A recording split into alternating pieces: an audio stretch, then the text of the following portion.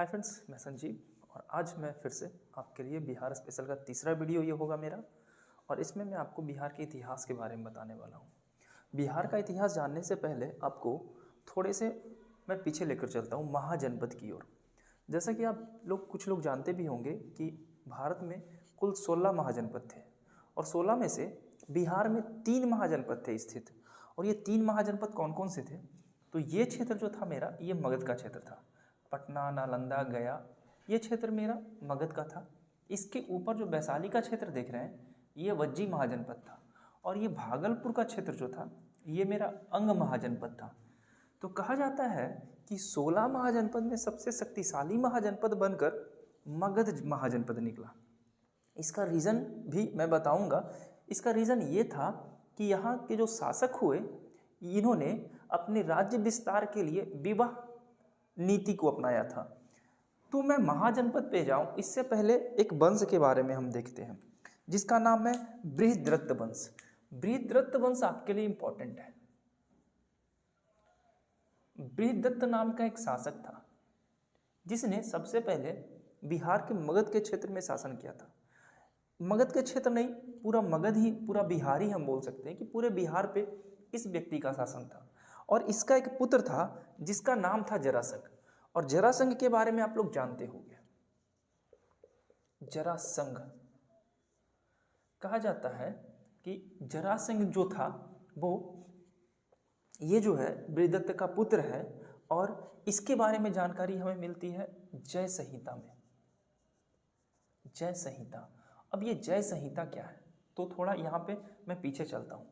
जय संहिता से पहले ये जय संहिता में कुल श्लोकों की संख्या थी हमारी 8800। यानी महाभारत जो है उसी का पुराना नाम जय संहिता था, जिसमें श्लोक की संख्या 8800 थी।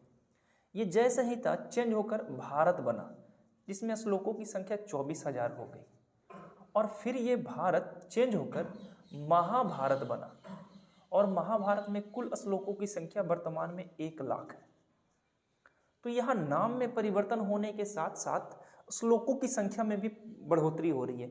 जैसे जनरली हमारे आज के सरकार क्या कर रहे हैं, क्षेत्रों के नाम बदल दे रहे हैं। नाम बदलने से कुछ नहीं होने वाला, स्थिति बदलना जरूरी है। तो यहाँ पे भी नाम बदला जा रहा है, परंतु श्लोकों की संख्या चेंज होती जा रही है। जय संहिता में ही हमें जरासंध के बारे में बात करने को मिलता है। साथ साथ महाभारत पुराण ने भी जय संहिता के बारे में जिक्र किया है कि जय संहिता में जरासंध एक शासक था। जरासंध एक प्रतापी शासक था, इतना प्रतापी था कि मगध के आसपास का जो भी क्षेत्र थे, चेदी, कौशल, अंग, वज्जी, ये सब जितने भी क्षेत्र थे सबको विजित कर लिया था। यहाँ तक कि कलिंग, आप कलिंग के बारे में जानते होंगे, जिसपे अशोक ने अधिकार किया था। अशोक से पहले कलिंग को महापद्म नंद जीते थे और उससे पहले कलिंग को हमारे जरासंध हासिल किए थे। आप अभी वर्तमान में भी राजगीर चले जाओगे, वहाँ पे जरासंध का अखाड़ा भी है।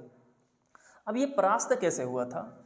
तो श्री कृष्ण के कहने पे भीम ने इन्हें युद्ध में पराजित कर दिया और इनका देहांत हो गया। इसके बाद मगध पे लगभग 36 शासकों ने राज किया। 36 शासकों ने शासन किया बिहार में, मगध में। और इसके बाद अंतिम शासक जो था बृहद्रथ का, वो था रिपुंजय। रिपुंजय बृहद्रथ वंश का अंतिम शासक था। और रिपुंजय की हत्या कर देंगे कौन? तो इनकी हत्या कर दी जाएगी पुलिक के जरिए। पुलिक नामक इनके एक मंत्री होते हैं, इन्होंने रिपुंजय की हत्या कर दी।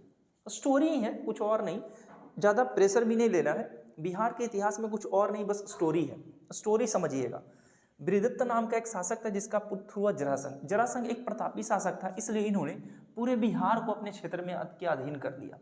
जरासंध को पराजित करेंगे हमारे भीम, और किसके कहने पे करेंगे? तो श्री कृष्ण के कहने पे। ऐसा महाभारत और पुराणों में पढ़ने को मिलता है।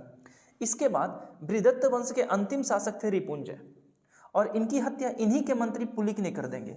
और यहाँ जो आप देख रहे हो, मंत्री ने राजा की हत्या कर दी। अब ये कंटिन्यू चलेगा। एक मंत्री जो प्रधानमंत्री होंगे अपने राजा की हत्या करके नए वंश की स्थापना करेंगे, और इतिहास में आप ये देख भी चुके होंगे। अब ये क्या होता है, जब पुलिक हत्या करता है और पुलिक ने अपने एक नाबालिग पुत्र को गद्दी दे देगा। अब जब ये ऐसा होता है तो इससे इसका मंत्री होता है, इसका नाम होता है भटिया। भटिया इस घटना से काफी नाराज हो जाता है और भटिया इस नाबालिग व्यक्ति की हत्या कर देता है और अपने पुत्र को गद्दी दे देता है। खुद तो राजा बनता ही बनता है, लेकिन अपने के बाद अपने एक पुत्र जिनका नाम है बिंबिसार, इनको बृहदत्त वंश का राजगद्दी सौंप देता है। और बिंबिसार एक नाबालिग बच्चा है 15 वर्ष का, जो गद्दी हासिल किया है। तो अभी हम यहाँ से यहाँ तक आए हैं और अब इम्पॉर्टेंट है हमारा बिंबिसार। बिंबिसार आएगा तो एक नए राजवंश की स्थापना करेगा मगध में। और मगध जब आते हैं, बात करते हैं मगध की, तो मगध में 3 वंश हुए थे। एक हमारा था हर्यक, और हर्यक वंश की स्थापना कोई और नहीं, यही बिंबिसार करेंगे, मात्र 15 वर्ष की आयु में। और इन्होंने ही विवाह नीति अपनाया था, जो विस्तार नीति थी, विवाह के जरिए राज्य विस्तार किया था। इन्होंने 3 शादियां की थी, अभी मैं बात करूंगा। इसके बाद आते हैं शिशुनाग वंश, और इसके बाद होता है हमारा नंद वंश। ये मगध और बिहार में ये सबसे इंपॉर्टेंट है। तो जो हमारा 16 महाजनपद था, उसमें सबसे शक्तिशाली महाजनपद बन के उभरा मगध। मगध एक ऐसा महाजनपद है जिसने अंग को जीत लिया, वज्जी को जीत लिया। यहाँ कौशल महाजनपद था, उसको अपने में शामिल कर लेगा। और इसका रीज़न ये था कि मगध जो था वो लगभग चारों ओर से पहाड़ों से घिरा हुआ था, तो ये सुरक्षित था। और मगध में काफ़ी अधिक मात्रा में, प्रचुर मात्रा में आयरन पाई जाती थी, जिसके कारण अस्त्र शस्त्रों के निर्माण में भी इनका योगदान। तो यही कारण था कि मगध काफ़ी आगे निकल गया।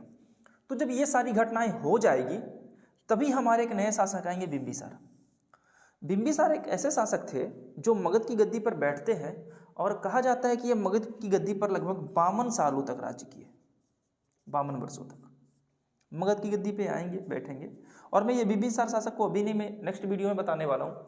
मेरा पर्पस यही था कि आपको मैं बृहदत्त वंश के बारे में शॉर्ट बता दूँ, और ये बस ये बता दूँ कि बिहार का हिस्ट्री स्टार्ट कहाँ से होता है।